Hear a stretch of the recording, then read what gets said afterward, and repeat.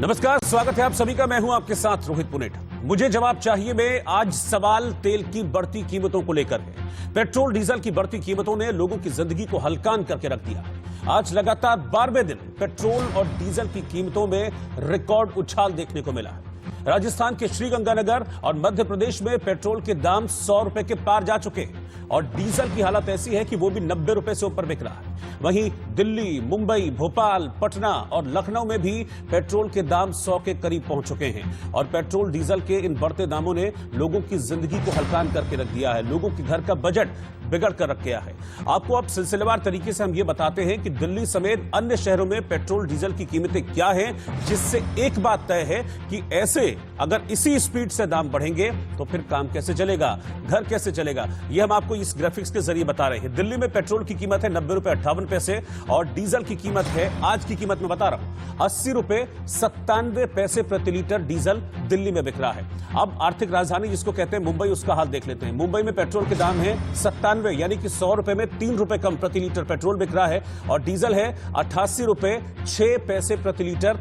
Diesel के लिए लोग अपना पैसा चुका रहे हैं। चेन्नई में 92 रुपए 59 पैसे डीजल के दाम है और डीजल में 85 रुपए 98 पैसे कीमत है प्रति लीटर चेन्नई में। ये देश के महानगरों का हाल है, देश के बड़े शहरों का हाल है, जहां पर पेट्रोल डीजल के दाम लगातार बढ़ते जा रहे हैं। कोलकाता में 91 रुपए 78 पैसे प्रति लीटर पेट्रोल बिक रहा है और डीजल 84 रुपए 56 पैसे प्रति लीटर बिक रहा है। और ये 12वां दिन है लगातार, 1-2 दिन नहीं, 12 दिन है लगातार जब पेट्रोल और डीजल के दाम बढ़ रहे हैं। भोपाल में 98 रुपए 60 पैसे, यानी कि 1 रुपए 40 पैसे और बढ़ा तो भोपाल में शतक लग जाएगा पेट्रोल का।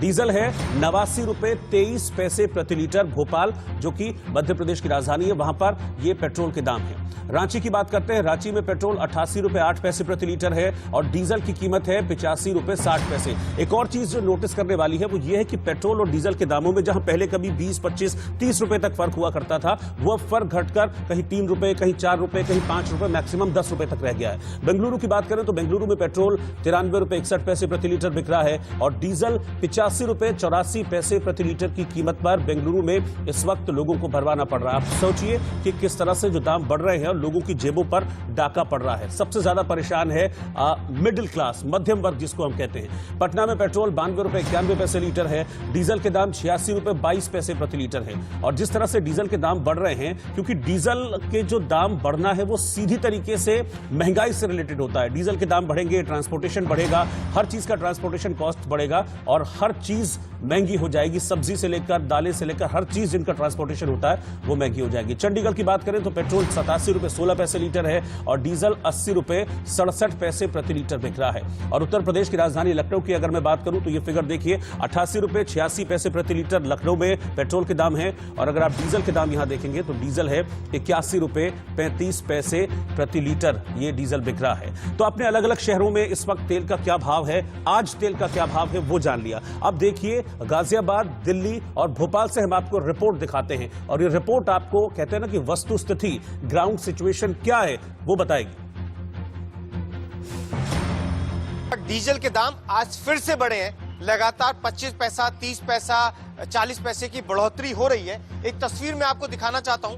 पेट्रोल पंप पर एक गाड़ी है जो पेट्रोल डलाने के लिए आई है यहाँ पर और साथ ही पीछे साइकिल भी है। नॉर्मल लोग साइकिलिंग के लिए ऐसा करते हैं, लेकिन सर जिस तरीके से पेट्रोल और डीजल के दाम लगातार बढ़ रहे हैं तो तस्वीर कहीं उल्टी ना हो जाए, आपको गाड़ी छोड़कर साइकिल पे ना चलना पड़े। या मुझे भी ऐसा लगता है, साइकिल चलानी पड़ेगी और गाड़ी घर पे छोड़नी पड़ेगी। दिल्ली एनसीआर गाजियाबाद में मौजूद हूँ। आज का क्या सूरत हाल है वो मैं आपको यहाँ बता देता हूँ। आज जो पेट्रोल के दाम हैं वो हम आपको यहाँ पर दिखाते हैं, 88 रुपए 76 पैसे। अब डर इस बात का है कि अगले 1 से 2 दिनों में ये 90 रुपए के पार चले जाएंगे। हालांकि अभी देखना होगा कि और ये बढ़ते हैं या नहीं बढ़ते हैं, लेकिन लगातार जिस तरह से बढ़ रहे हैं उससे आशंका यही सता रही है। वहीं डीजल के अगर दाम दिखाएं तो 80 को पार कर चुके हैं, आज वो 81 के भी पार हो गए हैं। 81 रुपए 82 पैसे गाजियाबाद में डीजल के दाम है। जो लोग डीजल या पेट्रोल यहाँ पर लेने के लिए आ रहे हैं वो क्या सोच रहे हैं वो उनसे हम बात करेंगे, क्योंकि किचन में जब हम गए तो हमने गृहिणियों से बात की। उनका कहना है कि बहुत ज्यादा कॉम्प्रोमाइज की स्थिति इस समय हो गई है। डीजल के दाम बढ़ने से जो रोजमर्रा की जरूरत की चीजें हैं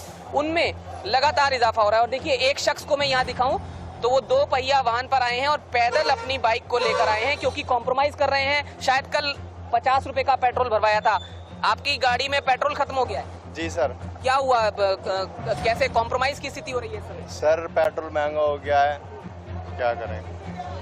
फिर कैसे गुजारा चल रहा है? सुबह के वक्त हम देखते हैं कि दोपहिया वाहन चालक जो है काफी संख्या में जाते हैं ऑफिस, अपने दूसरे गंतव्यों तक पेट्रोल भरवाते हैं। जी सर। कॉम्प्रोमाइज कर रहे हैं उसमें? जी। और मध्य प्रदेश की अगर बात की जाए तो मध्य प्रदेश में आज 12वें दिन पेट्रोल में 40 पैसे की बढ़ोतरी हुई है, वहीं डीजल में 30 पैसे की। कांग्रेस की तरफ से आज पूरे प्रदेश में बंद का आह्वान किया गया है, ऐलान किया गया है और जनता का भी यहां पे समर्थन मिलता हुआ नजर आ रहा है। तकरीबन 10 बजे से लेकर 2 बजे के बीच तमाम पेट्रोल पंप, तमाम दुकानें जो हैं वो बाजार यहां पे बंद रहेंगी। व्यापारियों ने भी जो है यहाँ पे समर्थन दिया है, तमाम आता ने अपना समर्थन दिया है, क्योंकि जिस प्रकार से दामों में बढ़ोतरी हो रही है इसको देखते हुए यहाँ पे आज पूरा मध्य प्रदेश बंद रहेगा। आम जनता काफी परेशान है। कितना असर देखने को मिल रहा है? हाँ सर तो है। आपके किचन में कितना असर देखने को मिल रहा है? लगातार बढ़ोतरी हो रही है, रसोई गैस के दामों में बढ़ोतरी सभी में हो तो रही है बढ़ोतरी, तकलीफ तो सभी को हो रही है। किचन में असर देखने को मिल रहा है? हाँ बिल्कुल।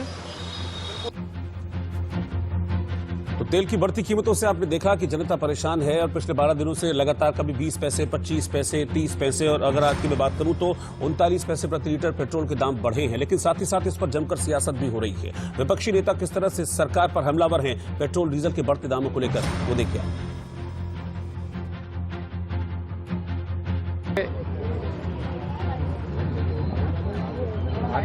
महंगाई बढ़ती जा रही है।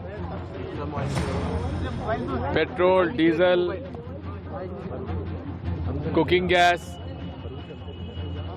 उसकी वजह से गरीब और आम आदमी के बजट पर असर पड़ा है। और ये खासियत है नरेंद्र मोदी जी की कि उन्होंने कोविड की आपदा को अवसर में बदल दिया।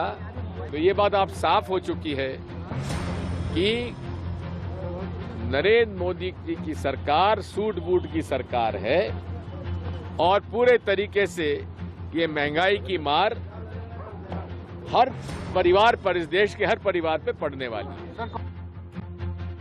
जिस तरह से देश में पेट्रोल, डीजल और रसोई गैस के दाम बढ़ रहे हैं, पूरी तरह से सरकारी लूट है। हर दिन सरकार जनता की जेब काट रही है। अंतर्राष्ट्रीय बाजार की तुलना में जिस तरह से एक्साइज ड्यूटी बढ़ाई जाती है, सरकार पेट्रोल के सहारे ही अपना खजाना भर रही है। हमें लगता है दुनिया भर में जिस तरह से डीजल, पेट्रोल, रसोई गैस के दाम हैं, उसकी तुलना में ये लूट सरकारी है और हम मांग करते हैं कि सरकार ये लूट बंद करे। तो आपने देखा कि तेल की बढ़ती कीमतों को लेकर विपक्ष किस तरह से सरकार पर लगातार हमलावर है। लेकिन इस बीच एक बड़ी खबर आपको बता दें, वित्त मंत्री निर्मला सीतारमण ने पेट्रोल डीजल की बढ़ती कीमतों पर एक बड़ा बयान दिया है। उन्होंने कहा है कि तेल की बढ़ती कीमतों पर केंद्र और राज्य सरकारों को मिलकर बात करनी चाहिए ताकि आम जनता को सही कीमत पर ईंधन उपलब्ध हो सके। इस वक्त की बड़ी खबर आपको बता रहे हैं। वित्त मंत्री निर्मला सीतारमण ने कहा है कि केंद्र और राज्य सरकार मिलकर बात करें, तभी इस समस्या का हल निकल सकता है। सुनिए क्या कह रही वो। This is a vexatious issue. But it is a matter of fact that both the center and the states will have to talk. Moral high ground is gained by the center by saying, right, I bring down the excise to zero, I'm not taking anything from you, go about buying your petrol and diesel. और इस बढ़ती हुई महंगाई को लेकर राहुल गांधी ने भी मोदी सरकार पर तंज कसा है और कहा है कि महंगाई का विकास हुआ लेकिन लोग परेशान हो गए हैं। महंगाई ने आम आदमी का बजट बिगाड़ कर रख दिया है सीधे तौर पर। इसके लिए केंद्र सरकार को जिम्मेदार ठहराते हुए राहुल गांधी ने सीधा हमला बोला है केंद्र सरकार पर। उनका कहना है कि मोदी सरकार में सिर्फ महंगाई का विकास हुआ है, सिर्फ दाम बढ़े हैं पेट्रोल डीजल के। जनता परेशान है, विकास के लिए जनता परेशान है, ऊपर से पेट्रोल डीजल के बढ़ते दामों ने लोगों का बजट बिगाड़ कर रख दिया है। सीधे तौर पर मोदी सरकार को निशाने पर लेते हुए राहुल गांधी पेट्रोल डीजल के बढ़ते दामों को लेकर हमने देखा है कि कांग्रेस लगातार हमलावर है। प्रदर्शन लगातार कई जगह किए जा रहे हैं और केंद्र सरकार से मांग की जा रही है कि घटाइए आप पेट्रोल डीजल के दाम, टैक्स में कमी कीजिए।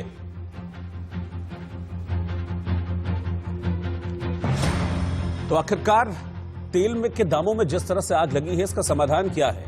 एक दो दिन नहीं हुए हैं, 12 दिन लगातार 12वां दिन है आज जब पेट्रोल डीजल के दाम बढ़ रहे हैं। 20-25 पैसे लगातार बढ़ रहे हैं और आज 39 पैसे, रिकॉर्ड 39 पैसे प्रति लीटर पेट्रोल के दाम बढ़े हैं और डीजल के दामों में 37 पैसे प्रति लीटर का इजाफा हुआ है और सेंचुरी लगा चुका है पेट्रोल। कितना ऊपर जाएगा पेट्रोल का दाम और कैसे इसको कंट्रोल करेंगे, क्योंकि जनता परेशान हो रही है। इस पर हम चर्चा की शुरुआत करें। पूरा पैनल इस वक्त मेरे साथ है। मैं पैनल अपना ओपन कर रहा हूं। मेरे साथ कौन कौन है पैनल में, मैं आपको बता दूं कि मेरे साथ इस वक्त भारतीय जनता पार्टी की प्रवक्ता निघत अब्बास जी साथ में जुड़ गई हैं। प्रेम कुमार जी राजनीतिक विश्लेषक इस समय पैनल में मेरे साथ हैं। रीना गुप्ता जी प्रवक्ता आम आदमी पार्टी इस वक्त साथ में हैं। निशित गोयल जी पेट्रोलियम एक्सपर्ट हैं, वो इस वक्त साथ में हैं। और bison Mishra ji consumer right activist, वो भी इस वक्त हमारे साथ इस पैनल में जुड़े हैं। आप सभी का बहुत बहुत स्वागत है। लेकिन निघत जी, चूंकि आप बीजेपी को रिप्रेजेंट कर रही हैं, आप सरकार को रिप्रेजेंट कर रही हैं, ये तो आप बहुत अच्छे से जानती हैं कि देश के कई हिस्सों में पेट्रोल सेंचुरी लगा चुका है। क्या कर रही है सरकार? बिल्कुल, आप इस बात के बारे में बिल्कुल सही बोल रही हैं और बहुत जरूरी है कि जब हम पेट्रोल डीजल की बात कर रही हैं तो यहाँ पर हम एक समझदार डिबेट करें। जब हम बात करें तो वो करें कि जनता को समझ आए। तो मेरा निवेदन ये है कोई एक दूसरे पर चिल्लाए नहीं। जब हम पेट्रोल की बात करते हैं तो हम सभी को ये बात मालूम होनी चाहिए कि हिंदुस्तान का जितना भी पेट्रोल है उसमें से 85% यानी 85% पेट्रोल हम लोग इंपोर्ट करते हैं। और जब हम 85% ऑफ पेट्रोल इंपोर्ट करते हैं उसमें से पेट्रोलियम प्राइस का जो बिल है 70% तो खर्चा 85% का 70% तो खर्चा उसी पर लग जाता है जो इंपोर्ट बिल है उसमें। उसके अलावा बहुत जरूरी हमें ये बात समझनी पड़ेगी कि 42% टैक्स कलेक्शन जो सेंट्रल गवर्नमेंट करती है उसमें से 42% अबाउट 50% टैक्स कलेक्शन तो स्टेट गवर्नमेंट को चला जाता है। जैसे कि आप अपनी स्टोरी में आपने दिखाया कि जब माननीय वित्त मंत्री निर्मला जी ने ये बात बोली कि सेंट्रल गवर्नमेंट और स्टेट गवर्नमेंट को साथ मिलकर काम करना चाहिए, तो एक क्लियर मैसेज है कि स्टेट गवर्नमेंट जैसे कि राजस्थान सबसे अधिक वैट लगा रखा है 36%। बस ये मैं जानना चाह रहा हूँ कि मिलकर काम करने का मतलब ये है ना कि दोनों पक्ष अपने अपने टैक्स को घटाएं। मेरी बात पूरी हो जाए, मुझे 10 सेकंड और दे दीजिए। तो बहुत जरूरी है कि सेंट्रल गवर्नमेंट और स्टेट गवर्नमेंट साथ मिलकर काम करे और जो वैट लगाया हुआ है बाकी राज्यों ने वो राज्य में वैट जो है वो कम करे। बिल्कुल सही कि कांग्रेस ने ये तो बोल दिया कि भारत बंद करेंगे, ये करेंगे, वो करेंगे। सबसे पहले राजस्थान से उन्हें शुरुआत करनी चाहिए। बेहद जरूरी है कि वो अपने राज्य से ये बात इसको एग्जांपल सेट करे और वैट कम करके वहां के लोगों को हेल्प करे, वहां के लोगों की मदद करे प्राइस कम करने के लिए। बेहद जरूरी है ये करना। दूसरी बात, सबसे ज्यादा महत्वपूर्ण एक और बात यहाँ पर आ जाती है कि अभी जो पुरानी सरकारें थी, कि यूपी की जितनी भी सरकारें रही, उन्होंने ऑयल कंपनीज को सब्सिडी देना शुरू किया हुआ था। आज भी केंद्र सरकार यानी एनडीए भारतीय जनता पार्टी की सरकार आज भी वो ऑयल कंपनीज का जो सब्सिडी है वो रीपे कर रही है, जिसकी वजह से हमें जो टैक्स कलेक्शन मिलता है उसमें कमी होती है। और कोविड-19 जैसी महामारी, हम सबने देखा कि किस प्रकार यहाँ पर टैक्स कलेक्शन कम हुआ। बाकायदा कॉर्पोरेट टैक्स कलेक्शन है उसमें भी 40% कमी आई है, 40% वो कम किया गया। लेकिन निगत जी, आप 7 साल पुरानी सरकार पर 7 साल पुरानी सरकार पर जो 2014 में चली गई उस पर अगर ठीकरा फोड़ेंगे तो फिर पब्लिक को कैसे जवाब देंगे? नहीं, मैं पब्लिक को तो फौरी राहत चाहिए ना। नहीं फोड़ रही हूँ, मैं तो कह रही हूँ कि यहाँ पर राजनीति करने की बजाय केंद्र और दोनों राज्य की सरकार को आगे आकर काम करना चाहिए और वैट अपने अपने राज्य में कम करना चाहिए। और ये सबसे बड़ा एग्जाम्पल होगा। मैं आपके पास लौटता हूँ। आपने अपनी बात रखी, मैं आगे भी आपके पास आऊंगा। रीना गुप्ता जी आम आदमी पार्टी की प्रवक्ता है, वो भी कुछ कहना चाह रही है। लेकिन रीना जी, एक वक्त था जब लोग यूपी से दिल्ली आया करते थे पेट्रोल डलवाने के लिए कि भाई दिल्ली में 2, 4, 5 रुपए लीटर सस्ता ही होता है, लेकिन आज उल्टा हो गया है। आज यूपी में सस्ता और दिल्ली में महंगा हो गया तेल। रोहित जी, निखत जी जो है इन्होंने बहुत ही घुमा फिरा के और बरगलाने वाली बातें करी हैं। देखिए, हमेशा से हम कच्चा तेल विदेश से इंपोर्ट करते आए हैं, तो आज की तारीख में कुछ नहीं बदला है, हमेशा से इंपोर्ट ही किया है, पहली बात। दूसरी बात, जब जनवरी 2020 में अंतर्राष्ट्रीय बाजार में एक बैरल की कीमत थी $64, ठीक है, ये फिगर आप ध्यान रखिएगा। 2020 में जनवरी में $64। उसके बाद अप्रैल 2020 में कोविड के टाइम में वो 64 से $19 हो गई। लगभग 70% जो है प्रतिशत पेट्रोल की कीमत अंतर्राष्ट्रीय बाजार में कम हुई। हमारे जो माननीय मंत्री हैं प्रधान जी, पेट्रोलियम के मंत्री, उन्होंने खुद कहा कि कीमत कम होने के कारण सरकार को 25,000 करोड़ रुपए की बचत हुई है। ठीक है, सर जब बचत हुई है तो वो बचत आम नागरिक तक आपने क्यों नहीं दी? जब आपको पेट्रोल बढ़ाना है तो आप कहते हैं तो डीरेगुलेटेड है, जो अंतर्राष्ट्रीय बाजार में प्राइस है वो ही हम कंज्यूमर को पास ऑन कर रहे हैं। भाई साहब जब अंतर्राष्ट्रीय बाजार में प्राइस 70% कम हो गया तो दिल्ली में और हमारे पूरे देश में आपने कीमत क्यों नहीं कम करी? पहली बात। दूसरी बात ये कि मैं दिल्ली की बात करूंगी, दिल्ली में जो पेट्रोल है उसमें 1 लीटर पे 31 रुपए जो होते हैं, 31 रुपीज केंद्र सरकार के पास जाते हैं और 11 रुपए दिल्ली सरकार के पास आते हैं। उन 11 रुपए में से हम डीलर का कमीशन देते हैं और वैट होता है उसमें। तो 31 रुपए जो केंद्र सरकार के पास जा रहे हैं, 31 रुपए में से आप कम तो कर नहीं रहे हैं। अगर दिल्ली सरकार 1 या 2 रुपए कम कर देगी तो उससे क्या अंतर पड़ेगा? तीसरी बात, एलपीजी आप देखिए, पिछले 2 महीने में एलपीजी की जो कीमत है, सिलेंडर की कीमत दिल्ली में ही 144 रुपए बढ़ी है 2 महीने में। आप बताइए, जब अंतरराष्ट्रीय दाम सब कम है तो दिल्ली में कीमत इतनी क्यों मतलब देश में? रीना जी, ये जो आप आंकड़ा बता रही हैं, ये आप करेक्ट बता रही हैं कि 11 रुपए मिलता है दिल्ली सरकार को वैट के तौर पर, या 20-21 रुपए मिलता है? 11 रुपए दिल्ली सरकार को मिलता है और 31 रुपए एक्साइज जाती है उसमें। पूरे आंकड़े सही बता रही हूँ। और तीसरी बात, मेरी आखिरी बात जो है, दिल्ली के साथ ये बीजेपी सरकार ने बिल्कुल ही सौतेला व्यवहार किया है। पिछले 20 साल से दिल्ली का जो एलोकेशन है सेंट्रल टैक्सेस में सिर्फ 300 करोड़ है। तो हम दिल्ली जो है, दिल्ली वासी देश में सबसे ज्यादा टैक्स पे करते हैं, लेकिन हमें मिलता क्या है? सिर्फ 300 करोड़ जो 20 साल से फिक्स्ड है। और आखिरी बात, सिर्फ एक दिल्ली सरकार ऐसी सरकार है जो हमने कोविड के टाइम पे भी कोई चीज बंद नहीं करी। हम जो पानी पे सब्सिडी दे रहे थे, बिजली पे सब्सिडी दे रहे थे, महिलाओं के लिए फ्री सफर की जो सब्सिडी दे रहे थे, क्योंकि दिल्ली सरकार ने अपने फाइनेंसेस सही से मैनेज किए हैं। ये मैं नहीं कह रही हूँ, सीएजी ने कहा है कि जितने भी स्टेट गवर्नमेंट्स हैं उनके कंपैरिजन में। लेकिन अब चूंकि सवाल लोगों का है ना, लोग कितने परेशान हो चुके हैं। मैं प्रेम कुमार जी के पास चल रहा हूँ। प्रेम कुमार जी, अब मुझे लगता है पॉलिटिक्स और ये सब दूर होना चाहिए। जो पीछे हुआ क्या हुआ, अब लोगों को फौरी राहत कैसे मिले? अगर एक फॉर्मूला लेकर आती है वित्त मंत्री, वो कहती है कि अब केंद्र और राज्य सरकार मिलकर काम करें, लेकिन इसमें तो फिर दोनों को करना पड़ेगा ना। सेंटर भी कम करे अपना टैक्स जो एक्साइज ड्यूटी लेती है, और जो स्टेट वैट लेते हैं कम करे, तभी तो राहत मिल पाएगी। ये पॉसिबल नहीं है क्या? देखिए रोहित जी, बेसिक बात ये है कि ये स्थिति पैदा क्यों हो रही है। देखिए, पेट्रोल से जो ड्यूटी कलेक्शन है सेंट्रल गवर्नमेंट का, जब नरेंद्र मोदी जी की सरकार आई थी तो वो 1.25 लाख करोड़ के करीब था।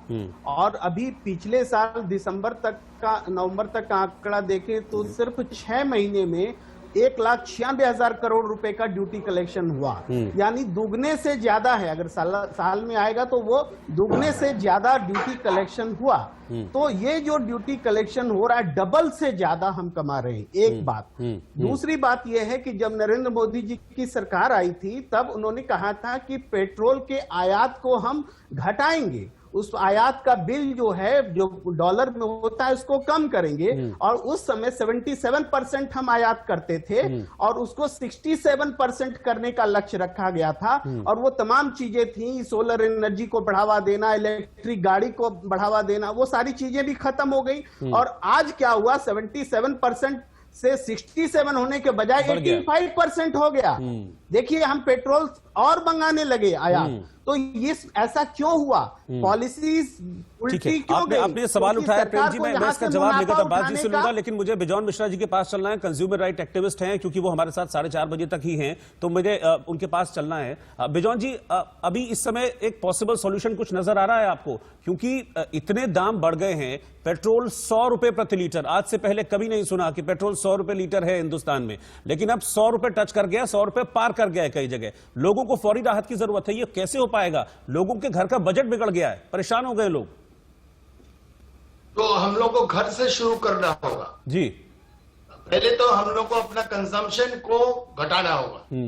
इसी हम लोग को ये समझना होगा कि जहां जरूरत है वहीं पर हम लोग यूज कर रहे हैं। और सरकारी तंत्र में पहले सरकारी तंत्र से शुरू करें। और जैसे हमारे सरकार है दिल्ली में, फॉर एग्जाम्पल, दिल्ली गवर्नमेंट एक एग्जाम्पल दे, जैसे गोवा गवर्नमेंट ने दिए थे पहले एक टाइम में कम करके।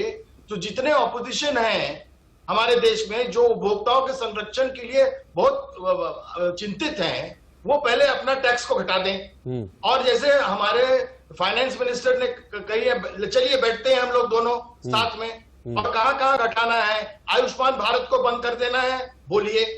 स्वच्छता अभियान में कम पैसे देना है, बताइए। कहां कम करना है, आप बता दीजिए। और आप एक बार बता देंगे कि जो आप बोल रहे हो खजाना भर रहा है, वो खजाना किसके लिए भर रहा है? यही सरकारी तंत्र को चलाने के लिए ना भर रहा है। अरे केजरीवाल जी को बोलिए तनख्वाह ना ले, उनके जितने कैबिनेट मेंबर्स है तनख्वाह ना ले, गाड़ी ना चले, ये लोग घर से काम करें। तो ये सारी चीजों को पहले तो आप अपनाइए खुद। पहले तो आप ये दिखाइए कि हम लोगों के लिए चिंतित हैं और हम अपना खर्चा को 50% कम कर दिया है। और हम सरकार से मांग भी नहीं रहे हैं, केंद्र सरकार से पैसा नहीं मांग रहे हैं। यहाँ तो आप बोल रहे हो कि हमको केवल 300 करोड़ मिल रहा है। अरे यार 300 करोड़ किस ढंग से यूज कर रहे हो, उसका भी तो एक पारदर्शिता लाइए। रोहित जी, बिजोल जी, क्या रोहित जी, तो हम ये कहना चाहेंगे, रोहित जी बीच में मत रोहित जी, मेरा एक सवाल है। हम नहीं बोले। मैं रीना जी आपके पास आऊंगा, उनकी बात पूरी सुन लेते हैं, फिर मैं आपके पास आऊंगा। हाँ, आप प्लीज बीच में मत बोलिएगा। आप जब बोल रहे थे हम नहीं बोले, तो हमारा सिंपल चीज है, इसको पॉलिटिसाइज नहीं किया जाए। ये एक फाइनेंशियल मैटर है, बहुत सीरियस मैटर है। आप यदि खजाना भर रहे हो तो आपको समझना होगा किस लिए भर रहे हो, किसके लिए भर रहे हो और किन लोगों के लिए भर रहे हो, ये समझना बहुत जरूरी है। और जब तक हम लोग इसको नहीं समझेंगे कि डिफेंस में कटौती करना है क्या, ये बताइए। नहीं, लेकिन एक चीज बताइए ना बिजोल जी, आम आदमी फिर कब तक ये झेलेगा?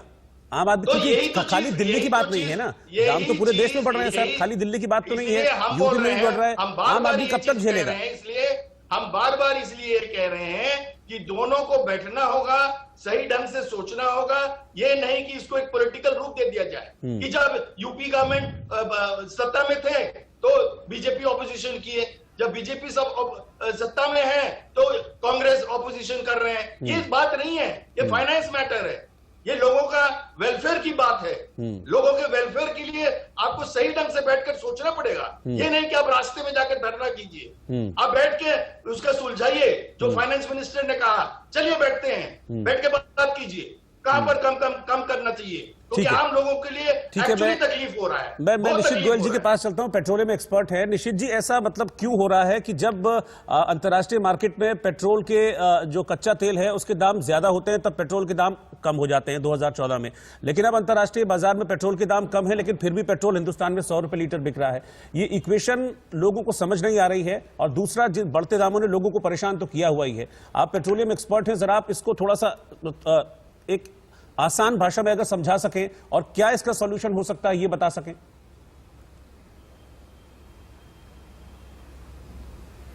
सर, मेनली जो है, जब ये लॉकडाउन हुआ तो पेट्रोल इंटरनेशनल जो क्रूड है उसकी कीमत करीब $50 पर बैरल से $20 पर बैरल आ गई। तो हमारी केंद्र सरकार ने जो है उसका रेट घटाने के बजाय उस समय, क्योंकि सब काम बंद हो गया था, टैक्स नहीं मिल रहा था उनको, तो उन्होंने इस पर करीब 16 रुपए प्रति लीटर डीजल पे और 16 रुपए पेट्रोल पे टैक्स लगा दिया।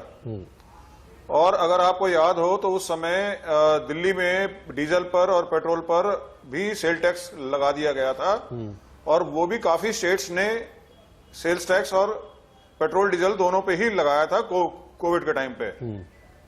पर जैसे जैसे जब ये खुलना शुरू हुआ, लॉकडाउन 2-3 शुरू हुआ, तो स्टेट्स ने अपना वैट तो वापस कर दिया, परंतु सेंट्रल गवर्नमेंट ने जो है इस पे जो एक्साइज बढ़ाई थी वो वापस नहीं करी। और इंटरनेशनल क्रूड मार्केट बढ़नी शुरू हुई तो अब ये जो है रेट, इसको क्योंकि पैरिटी है इंटरनेशनल मार्केट में, ऑयल कंपनीज उसको बढ़ाने के लिए कहती हैं। इस वजह से पूरे साल में हमारे को करीब करीब 25 रुपए लीटर पेट्रोल और 25 रुपए लीटर डीजल बढ़ चुका है।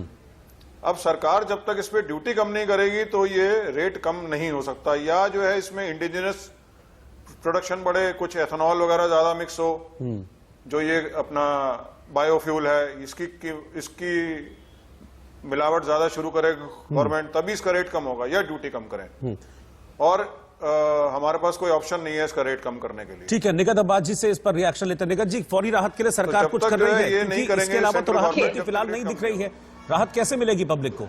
बताइए, रोहित जी, 12 जब दिन हम हो बात गए हैं करते लगातार हैं- दाम बढ़ते हुए, बिल्कुल, बिल्कुल। मतलब पब्लिक रोहित जी, परेशान जब हम है। पेट्रोल के प्राइसेस के हाइक की बात करते हैं ना, तो हमें ये जानकारी होनी चाहिए कि ये ऑल ऑफ अ सडन नहीं हुआ। ये 1-2 दिन, 12 दिन, महीना या साल भर से नहीं हो रहा है। ये एक बहुत टाइम से चलता हुआ प्रोसेस है जो धीरे धीरे चेंज होता है। इसमें बहुत जरूरी था कि जो पुरानी गवर्नमेंट रही उनको इसमें चेंजेस लाने चाहिए थे, जैसे कि रिन्यूएबल जो सोर्सेज होते हैं उसको बढ़ाना चाहिए था, जैसे कि हाइड्रो पावर हो गए, जैसे कि जनरेटेड व्हीकल्स हो गए, जो इलेक्ट्रिक व्हीकल्स होते हैं उनको बढ़ावा देना चाहिए था। अब बहुत जरूरी है कि सेंट्रल गवर्नमेंट और स्टेट गवर्नमेंट दोनों साथ मिलकर, मैं बार बार वही कहूंगी कि दोनों को साथ मिलकर राजनीति करे बिना इस चीज को बढ़ावा देकर आगे इस पर एक प्रॉपर स्ट्रैटेजी बनानी पड़ेगी, ताकि अब हम रिन्यूएबल रिसोर्सेज को यूज करें और इसको बिल्कुल जैसे घर से शुरुआत करें, जैसे हमारे को अच्छा, मैं एक सवाल का जवाब आपसे चाहूंगा निगत जी, एक सवाल का जवाब मैं आपसे चाहूंगा। हाँ, मैं रीना जी आऊंगा आपके पास, एक सवाल का जवाब मैं ले लूं, क्योंकि कांग्रेस का एक ये भी आरोप है कि जो घरेलू कच्चा तेल है उसका उत्पादन घट गया है मोदी सरकार के आने के बाद से। उन्होंने आंकड़ा भी दिया, उन्होंने कहा 53,66,000 मीट्रिक टन उत्पादन घट गया है प्रधानमंत्री मोदी के आने के बाद से, मोदी सरकार के आने के बाद से। ओएनजीसी जो घरेलू कच्चे तेल का उत्पादन करती थी उसको बर्बाद कर दिया है। देखिए, कांग्रेस और आम आदमी पार्टी ने ना निरंतर सिर्फ और सिर्फ यहाँ पर आरोप प्रत्यारोप की राजनीति। उत्पादन घटा है कि नहीं घटा है? ये तो फैक्ट है ना कि घटा है उत्पादन। मेरा एक छोटा सा सवाल ये है कि जब आप पेट्रोल की बात करते हैं, अभी हम पेट्रोल की बात करें, जब हम पेट्रोल की बात करते हैं तो क्यों राजस्थान, और अभी मेरी को पैनलिस्ट बैठी हुई है, बड़ी रिस्पेक्टेड पैनलिस्ट है, वो बताएं, उन्होंने सीधा बोलते, पहला तो उन्होंने आंकड़ा जुटा दिया कि 20 और 21 रुपए उनको जो था उन्होंने 11 रुपए घटाकर बोल दिया। पहले तो आप मुझे उनको ये जानकारी होनी चाहिए कि जो केंद्र सरकार को टैक्स मिलता है उसमें से तो 50% पहली स्टेट गवर्नमेंट को आ जाता है, तो उस 50% को टैक्स को, वैट को कम क्यों नहीं कर देते हैं? वो घर से शुरुआत क्यों नहीं करते हैं? वो क्यों उस पर टैक्स बढ़ाकर चल रहे हैं? निगत जी, एक स्टेट का मामला नहीं है ना, ये एक स्टेट का मामला थोड़ी ना, ये तो पूरे देश का मामला है। इसमें तो सबको बैठना पड़ेगा। देश में कई जगह कांग्रेस की भी सरकार है, कई राज्यों में बीजेपी की भी सरकार है, सेंटर में बीजेपी की सरकार है, तो सबको मिल बांट के करना होगा। वो तो हाथ मिलाकर काम करेंगे। लेकिन जब आम आदमी पार्टी केजरीवाल जी की या राजस्थान में राहुल जी की सरकार आ जाती है, उस पर कोई बात ही नहीं करना चाहता है। रोहित जी, मैं बोल सकती हूँ। हाँ, रीना जी आप अपना कमेंट दीजिए, फिर मैं आगे बढ़ता हूँ। रीना जी, देखिए रोहित जी, अब बीजेपी को ये समझना चाहिए कि अब उनको अब नेहरू जी को भूल जाना चाहिए। हर बात के लिए आप यही बोलते हैं कि पिछली सरकार ने ये नहीं किया, पिछली सरकार ने ये नहीं किया। आप मैडम बोलने दीजिए प्लीज, मैडम बोलने दीजिए। अब आप ये बताइए कि जब देश ने बीजेपी की सरकार चुनी है तो हम आपसे ही चाहेंगे ना कि आप बताइए, जब दिल्ली ने केजरीवाल जी की सरकार चुनी है तो हम आपसे पूछ रहे हैं, मैं दिल्ली के निवासियों की, आप वैट क्यों नहीं कम कर रहे हैं अपनी सरकार में? क्यों आप लोगों को 30% वैट? यही सवाल मैं आपसे भी पूछ सकता हूं कि सेंटर अपना एक्साइज ड्यूटी कम क्यों नहीं कर रही है? खैर, में बढ़ती कीमतों के खिलाफ केंद्र सरकार को निशाने पर लिया है। बीजेपी सरकार को सप्ताह के उस दिन का नाम अच्छा दिन कर देना चाहिए जिस दिन पेट्रोल डीजल के दामों में बढ़ोतरी न हो। यह प्रियंका गांधी ने सीधे तौर पर केंद्र सरकार पर हमला बोला है। उन्होंने कहा है कि आम जनों के लिए महंगे दिन, ये ट्वीट है, मैं आपको ट्वीट दिखा रहा हूं प्रियंका गांधी का, बीजेपी सरकार को सप्ताह के उस दिन का नाम अच्छा दिन कर देना चाहिए जिस दिन पेट्रोल डीजल के दामों में बढ़ोतरी न हो, क्योंकि महंगाई की मार के चलते बाकी दिन तो आम जनों के लिए महंगे दिन। 12 दिनों से जो कीमत बढ़ रही है उसको लेकर प्रियंका गांधी वाड्रा ने यह हमला बोला है।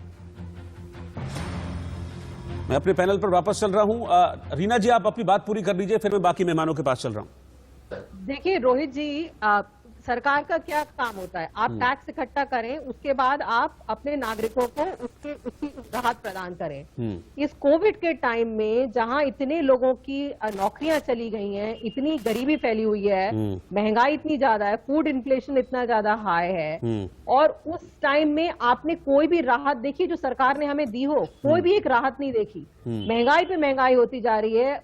अमेरिका जैसे जो देश हैं वो भी अपने नागरिकों को राहत दे रहे हैं, तो मोदी सरकार ने हमें कोई भी राहत क्यों नहीं दी कोविड के टाइम में? आप इतना तो कर सकते थे, कम से कम आप गैस सिलेंडर जो एक हर गरीब इंसान भी यूज करता है, गैस सिलेंडर के आप दाम कम कर देते आप, बताइए। और उसके बल्कि आप जो है हर चीज की महंगाई रोहित जी, हम एक पॉइंट देना चाहते हैं। कह रहे हैं कि मैं सर आपके पास आता हूं, 1 मिनट दीजिए वो नहीं किया, फलाने ने वो नहीं किया। मुझे बताइए दिल्ली सरकार ने क्या जो और क्या करा? दिल्ली जहाँ तक निर्मला सीतारमण जी की बात है, वो कह रही है कि स्टेट्स को मिलके बैठना है। 1 रुपए में पूरी थाली मिल रही है। आप बताइए आप लोगों ने क्या करा?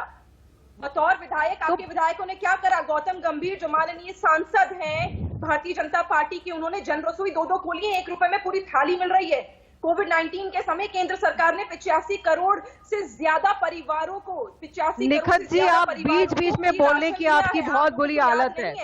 कोविड-19 में शायद निखत जी, दिल्ली में आज भी फ्री बिजली मिल रही है, फ्री पानी मिल रहा है, फ्री बस में सफर हो रहे हैं, वजह से दिल्ली में फ्री बिजली फ्री पानी आप भूल रही है निखत जी। कोविड से पहले ही क्या हुआ शायद आपको नहीं पता। बिजॉन जी, आप लगता है आप भी बीजेपी की प्रवक्ता है। हम जानना चाह रहे हैं कितने लोगों को बिजली फ्री मिल रहा है, हम तो इतना ही जानना चाह रहे हैं। हमको भी फ्री चाहिए, हमको तो नहीं मिल रहा है।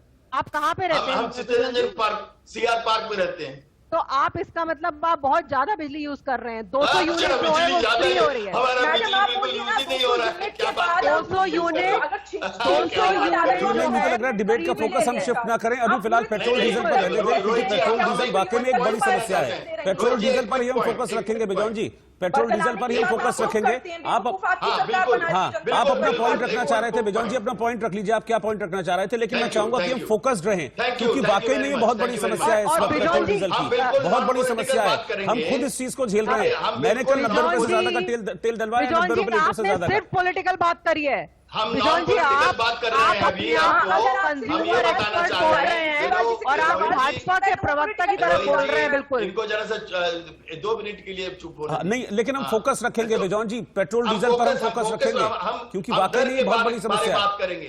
देखिए, पेट्रोल और डीजल जब कांग्रेस सत्ता में रहे, हम लोग मानते हैं पारदर्शिता लाना चाहिए। हम लोग को सबको जानना चाहिए कि कितना प्राइस में हम क्रूड ऑयल इंपोर्ट कर रहे हैं, प्रोसेसिंग कॉस्ट कितना है। क्या अभी सीएजी का रिपोर्ट भी आया, जो पेट्रोलियम कंपनीज हैं वो पास ऑन नहीं किया है कंज्यूमर को बेनिफिट। जब प्राइस इंक्रीज और डिक्रीज होता है तो कंज्यूमर को पेट्रोलियम जो मैन्युफैक्चरर्स है, जो डीलर्स हैं, उनको पास ऑन करना चाहिए, लेकिन वो नहीं हुआ सीएजी के रिपोर्ट के तहत। हम ये कहना चाह रहे हैं कि जब तक आप रेगुलेटर नहीं लाएंगे, जब तक पारदर्शिता नहीं लाएंगे, जब तक अकाउंटेबिलिटी नहीं लाएंगे, ये हम लोग बहस करते रह जाएंगे पॉलिटिकली। क्योंकि जब लेकिन बात तो ये है ना सर, अकाउंटेबिलिटी किसकी होगी? अकाउंटेबिलिटी किसकी होगी? रेगुलेटर। इसलिए हम बार कह रहे हैं कि रेगुलेटर को लाइए। आप पेट्रोलियम प्रोडक्ट्स के लिए रेगुलेटर लाइए, क्यों नहीं ला रहे हैं आप लोग? आप लोग पार्लियामेंट में जाते हैं, ऑपोजिशन नहीं तो कौन लाएगा सर? ये कौन लाएगा? कौन लाएगा सर? कौन लाएगा रेगुलेटर? कौन लाएगा रेगुलेटर? पार्लियामेंट लाएगा, पार्लियामेंट। मतलब सरकार लाएगी ना? कौन बैठा हुआ है सर? मतलब सरकार लाएगी ना? बीजेपी की गवर्नमेंट बैठी हुई तो है। हम सरकार से ही मांग कर रहे हैं। निगत जी सरकार की प्रवक्ता है, बीजेपी की प्रवक्ता, इसीलिए तो हम उनसे पूछ रहे हैं कि कैसे कम होंगे दाम। मैं यही तो सवाल पूछ रहा हूं। देखिए, आप भी उसी बात पर आ गए। मैं यही तो कह रहा हूं, करना तो सरकार को ही है ना। केंद्र सरकार अब राज्यों के साथ मिलकर करेगी, तभी इसकी समस्या का हल निकलेगा। अल्टीमेटली करना तो सरकार को है ना। केंद्र सरकार को करना है, केंद्र सरकार की जिम्मेदारी है। क्यों नहीं कर रहे हैं? ये बिल को लाना चाहिए, ऑपोजिशन को बताना चाहिए कि हमको चाहिए एक रेगुलेटर पेट्रोल डीजल के लिए। क्यों नहीं ला रहे हैं? प्रेम कुमार जी, क्या 7 साल पुरानी सरकार पर ठीकरा फोड़ना ठीक है अभी इस समय? देखिए रोहित जी, समय मुझे बहुत कम मिला है, मैं संक्षेप में आपका उत्तर देना चाहता हूं कि ये दाम जो है क्यों बढ़ रहे हैं या कैसे घट सकते हैं। देखिए, इस नरेंद्र मोदी जी की सरकार ने पिछले 6 साल में 6,83,388 करोड़ रुपया ये पूंजीपतियों के माफ किए हैं इन्होंने। ये वही रकम है जो ये पेट्रोल डीजल से लूट रहे हैं जनता से। आप देखिए, 1,96,000 करोड़ कोविड काल में इन्होंने ड्यूटी के तौर पर पिछले साल जमा किए 6 महीने में, और हम कह रहे हैं 7 लाख करोड़ से थोड़ा छोटा आंकड़ा जो है केवल एनपीए जो है उसको माफ करने में इन्होंने 6 साल में खर्च किए। यही वो पैसे है, ये पैसे बचाए जाने चाहिए थे। क्या अमीरों को सुविधा देने के लिए, उनके पैसे माफ करने के लिए आप जनता पर ये जबरदस्ती थोपे जाएंगे? ये लूट है, लूट का कोई लॉजिक नहीं होता। आपने कहा ना क्या लॉजिक है? लॉजिक तो है कि इंटरनेशनल मार्केट में जो कॉस्ट है गिरा हुआ है, हमारे यहां दाम गिरना चाहिए, लेकिन लॉजिक ये सरकार नहीं मान रही है। ये अमीरों के लिए टैक्स का पैसा जो लुटा रही है, इसलिए इसका कोई जवाब नहीं। ये सरकार बदलना ही जवाब है और कोई जवाब है ही नहीं इसका। और निकट जी, अब तो आपके जो सहयोगी हैं वो भी इस पर सवाल उठाने लगे हैं। जेडीयू जो कि हर मुद्दे पर साथ में खड़ी होती है, जेडीयू ये मांग कर रही है कि बढ़ी कीमतें फौरन तत्काल वापस होनी चाहिए। सुब्रमण्यम स्वामी जी ये कह रहे हैं कि ये जनता का शोषण है, सरकार तुरंत टैक्स में कमी करे। ये तो आपके अपने सवाल उठा रहे हैं। हम भी वही कह रहे हैं, बिल्कुल आपने सही कहा। हम तो वही कह रहे हैं कि एक्साइज और वैट दोनों जगह कम होना चाहिए। हम तो शुरू से यही बात कह रहे हैं, और सवाल उठाना भी चाहिए ना। जब जनता के बारे में बात हो रही है, जब जनता के हक की बात हो रही है, तो यहाँ पर केंद्र या राज्य सरकार देखने की तो कोई बात ही नहीं होती। बिल्कुल सही कर रहे हैं, और यही जरूरत है कि आज केंद्र और राज्य की सरकार को मिलकर काम करने की जरूरत है। अगर नहीं करेंगे, अगर यही राजनीति में लगे रहेंगे, जैसे कि अभी हमारी रिस्पेक्टेड पैनलिस्ट आम आदमी पार्टी से यहाँ पर आरोप प्रत्यारोप की राजनीति कर रही थी, उन्होंने अब तक मेरे एक सवाल का जवाब नहीं दिया। मैं फिर से पूछ लेती हूँ, रिहाइड्रेट कर देती हूँ अपने आप को कि केजरीवाल जी वैट को कम क्यों नहीं कर रहे हैं, और वो यहाँ बैठकर झूठ क्यों बोल रही हैं। वो कह रही है 1-2 रुपए से। अरे मोहतरमा, 30% जब वैट कम हो गया ना, तो 1-2 रुपए की आप लोगों को उसमें सहूलियत नहीं मिलेगी। जो जनता को सहूलियत मिलेगी वो 30% मिलेगी, वो बहुत ज्यादा होती है। आप 15 तो करिए, आप 20 तो करिए, आप तो 1 रुपए 2 रुपए की बात कर रहे हैं। जब आप ये बात करने लगते हैं ना, तो जाहिर सी बात है कहीं ना कहीं आप लोग एक्सपोज हो जाते हैं कि आप राजनीति करने आए हैं। और सबको पता है कि पेट्रोल का प्राइस जब बढ़ता है ना, वो इंटरनेशनल मार्केट की वजह से बढ़ता है। हिंदुस्तान की सरकार, पहले आप बताइए, सरकार, केंद्र सरकार एक्साइज ड्यूटी कम करेगी, फिर मैं इसी का जवाब लूंगा। देखिए, केंद्र सरकार कम करेगी एक्साइज ड्यूटी, मेजर शेयर तो केंद्र का है ना। ये तो पहले ही माननीय वित्त मंत्री आदरणीय निर्मला जी ने इस बात को बोला है कि केंद्र सरकार और राज्य सरकार को मिलकर इस पर स्ट्रैटेजी बनाएंगे। उसमें एक्साइज भी कम होगा, उसमें राज्य सरकार को, राजस्थान के और केजरीवाल जी को कम भी करना पड़ेगा वैट, हर चीज को मिलकर काम होगा। तो केंद्र सरकार, आप सिर्फ अरविंद केजरीवाल जी का नाम ही क्यों ले रही है मैम? सारे देश में रेट बढ़ रहे हैं ना, रेट तो सारे देश में बढ़ रहे हैं। जहां पर यूपी में भी रेट बढ़ रहे हैं, एमपी में भी रेट बढ़ रहे हैं, एमपी में 100 को पार कर गया है ना। हर स्टेट पे रेट तो हर स्टेट में बढ़े। बनाने की जरूरत है। अगर सरकार को लगता है कि एक्साइज कम करने से काम हो सकता है, तो जाहिर सी बात है सरकार इस पर स्ट्रैटेजी बनाकर बड़ी सूझबूझ ठीक है। रीना जी वो कह रहे हैं कि हाँ, वित्त मंत्री कह रहे हैं कि हाँ, हम सभी राज्यों के साथ बैठेंगे और इस पर हम बातचीत करेंगे। दोनों पक्षों को आगे आना होगा, तभी जनता को राहत मिलेगी। दिल्ली सरकार तैयार है अपना कुछ शेयर छोड़ने के लिए? रोहित जी, जनता की राहत की बात है। रोहित जी, आधे से ज्यादा राज्यों में अपने देश में बीजेपी की सरकार है, तो ये किस तरह का बहाना है कि केंद्र को और स्टेट को मिलकर बैठना पड़ेगा? बुलाइए ना, आधे तो ज्यादा मुख्यमंत्री तो आपके अपने मुख्यमंत्री हैं। बताया वैट कम करेंगे आप लोग दिल्ली में या नहीं? अरे सर, बिल्कुल करेंगे कम, निखत जी बिल्कुल करेंगे। आप एक्साइज तो कम करिए पहले, क्यों इतना वैट? आप एक्साइज तो कम करिए पहले। आप एक्साइज कम करिए, क्यों नहीं आप एक्साइज कम कर रही हैं? आप क्यों नहीं एक्साइज कम करवाइए? ये पेट्रोल डीजल के दाम कम करते हैं। नीति आयोग की बैठक, केजरीवाल जी वैट कम करेंगे, 30% से घटाकर 20 या 15% करेंगे? आप बताइए। निखत जी, मैंने तो बोल दिया। सब्सिडी की बात करते हैं, सब्सिडी में अरे निखत जी, शांत होइए, 1 मिनट बोलने दीजिए दूसरों। निखत जी उनको बात रखने दीजिए, क्योंकि अब वक्त बहुत कम है। फिर मुझे एक कमेंट निशित गोयल जी से भी लेना है। आप अपनी बात पूरी कर लीजिए। 1 मिनट रोहित जी, हाँ मैं कह रही हूँ, मैंने तो कह दिया हाँ हम वैट कम करेंगे। निखत जी ने तो नहीं बोला कि केंद्र सरकार करेगी, वो तो बार निखत जी हाँ ना में जवाब दीजिए, केंद्र सरकार कम करेगी अपना एक्साइज ड्यूटी। निखत जी बोले कब करेगी एक्साइज? ठीक है, तो फिर लड़िए मत। ये लड़ने की बात नहीं है, ये लड़ने की बात नहीं है, ये तो साथ बैठकर एक इस समस्या का हल निकालने की बात है। लड़ेंगे तो हल नहीं निकल पाएगा। मैं निश्चित जी के पास चला हूं। निश्चित जी क्या फौरी राहत दे सकते हैं? अगर केंद्र और राज्य सरकार मान जाते हैं, साथ बैठते हैं, वो एक्साइज कम करता है, वो वैट कम करता है, तो राहत होगी जनता के लिए बड़ी। जी, अरे बहुत बड़ी राहत होगी जी। कम से कम 20-20 रुपए लीटर पेट्रोल और डीजल दोनों कम हो जाएंगे। जनता चाहती यही है कि इस समय सरकार का राजस्व जो है, क्योंकि परसेंटेज पर है, वो काफी इंक्रीज हो रहा है। वो पर लीटर जो है सेल होने से सरकार का राजस्व पर लीटर नहीं है। ठीक है, तो उनको तो वैसे भी इंक्रीज हो रहा है। अगर वो अपना इंक्रीज वॉल्यूम ही छोड़ देंगे तो ही सरकार को राहत हो जाएगी। ठीक है, एक लास्ट कमेंट प्रेम कुमार जी आपका, 10 सेकंड। जी, मैं तो यही कहूंगा कि जो लोग कह रहे हैं कि पैदल चल लीजिए, साइकिल से चल लीजिए, दाल महंगा हो गया है तो वो दाल पीना, पतला दाल पीने लगिए, उन लोगों से पूछा जाए कि ये स्थिति कैसे बदलेगी। ये टोपी ट्रांसफर बंद करें। बिल्कुल, टोपी ट्रांसफर नहीं होनी चाहिए, राजनीति इस पर नहीं होनी चाहिए। जनता के वेलफेयर का मुद्दा है, जनता बहुत परेशान है, तो ऐसे में टेबल के दोनों साइड बैठें, बातचीत करें और जो फॉर्मूला सामने आया है कि हाँ भाई सेंटर और राज्य बैठें और जनता को इस मुश्किल दिन से, इन महंगे दिनों से निजात दिलाएं, इस बात की हम उम्मीद कर रहे हैं कि शायद आने वाले वक्त में ऐसा बहुत जल्दी होगा। आप सभी पैनलिस्ट का बहुत बहुत शुक्रिया हमारे साथ जुड़ने के लिए और अपनी राय हमारे साथ इस फोरम के जरिए आगे देने के लिए। एक छोटे से ब्रेक के लिए आप रुक रहे हैं, आप बने रहिए इंडिया न्यूज के साथ।